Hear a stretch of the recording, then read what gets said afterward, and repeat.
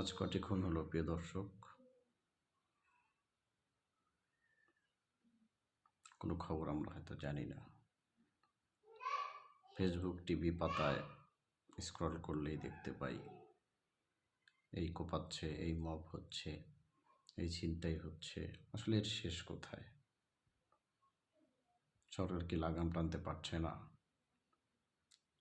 নাকি সরকারের সদিচ্ছার অভাব? আমরা জানি না। আসলে খারাপ লাগা ছাড়া তো কিছু করার নেই। আগে ভালো ছিলাম না পরে ভালো থাকবো, আসলে আমরা এখন ভালো থাকতে চাই। প্রতিদিন চারপাশে এত হত্যাযজ্ঞ দেখলে, দ্রব্যমূল্যের ঊর্ধ্বগতি, লাগামহীন মানুষের হতাশা, এতে শুধু হতাশায় বয়ে নিয়ে আসছে, জনজীবনে অশান্তি। আমরা সরকারের কাছে আর্জি জানাই, দেশটাকে ঠিক করুন। গতকাল শুনলাম সমন্বয়কদের মধ্যে হাতাহাতি করে 7 জন নিহত, দুঃখিত 7 জন আহত। আসলে নিহত আহতর সংবাদ দেখতে দেখতে মানে কোনটা নিহত কোনটা আহত পাথর হয়ে গেছি আমরা। বাঙালি স্বস্তি চাচ্ছে।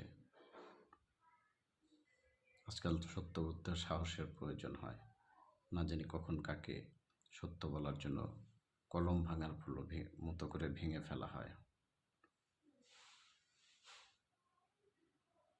চারপাশে আসলে এত কথা বলাও যায় না। আমরা তো মানুষ, মানুষের জীবনকে এত ঠুনকো নয়। যদি আপনি একবার মন থেকে কথাটা এরকম, একটা বিখ্যাত কবিতা, যদি আপনি মন থেকে একবার ভিতর থেকে উচ্চারণ করেন মানুষ,